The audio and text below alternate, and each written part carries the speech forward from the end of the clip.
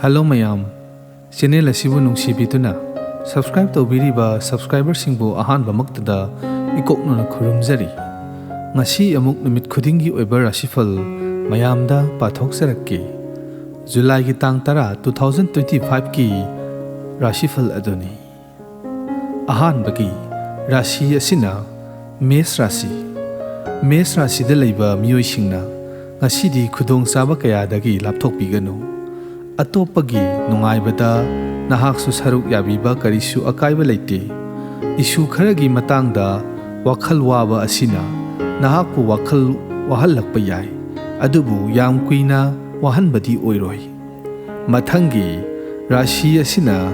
Brisha Rashi da leiba miyoi singna ngasidi matam sangna laklaba career issue ama loisinba ngamlaba yai mahiroi singna khara hena hotnabagi matam oire maruk mapang singa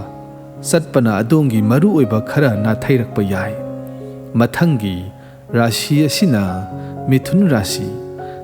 Rashi da leiba miyoi singi oina ngasi asidi nahaki mangjarakpa manglangi damakkan honabiyu adongi honajamal adugi awaman mana thagatpa amadi promotion phanglaba yai nahakna phangliba adugi kanaba mapung phana laubiyu mathangi rashi asina Karkat Rashi da leiba miyoi singi oina ngasi asi miyamgi apambada oina satpiyu amasung mayamgi nungainaba honabada nasabu sohalloidabani haksangi phibamda khara yengsinbiyu adubu yamka henadi khanjanbiganu mathangi rashi asina Sing Rashi da leiba miyoi singna ngasidi thabak mafamda khara misak ama thengnarakpa yai thabak mafamda khara henba misak ama thengnarakpa yai adubu nahakna phathanaba honabiyu adubu kanagumba kharadi makhoibu thajabanga thamoi mathangi rashi asina Kaina Rashi da leiba miyoi singna ngasi asidi loinamak mai pakani haibagi thajaba leibiganu nahakna akiba leitana comfort zone dagi na thairaga nahaki partner ga unabagi makhal oina yengbiyu adomna karigumba amada pressure yamna pibagi mathau tadi mathangi rashi asina Tula Rashi da leiba miyoi singi oina ngasi asidi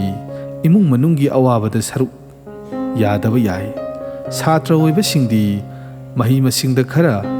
phagalakani nahaki honabadu ubada nahaki partnerna nahaki damak yamna nungairaba romantic matam ama kaithokpiba yai mathangi rashi asina Brisik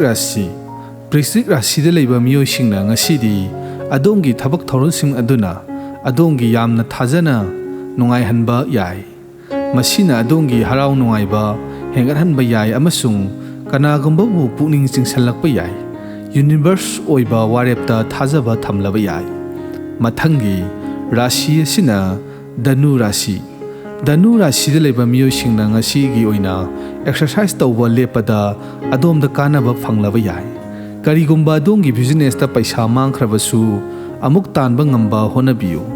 mai pakna loisalaba project amada adongi ikai khumnaba thabak amada leiragani mathangi rashi asina Makar Rashi da leiba miyoi singna ngasidi kanagumba amadagi lauruba sel sing pithokpa ngambagi thajaba thamlaba yai business ki oina relation da yamna phaba numit ama oiragani imung manunggi sayetnabada nahakna loisinaba honabada mai pakpa ngamlaba yai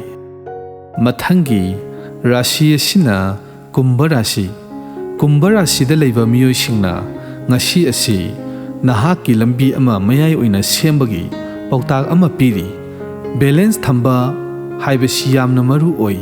nahaki lambi sing adu tokhaina leibi yai mathangi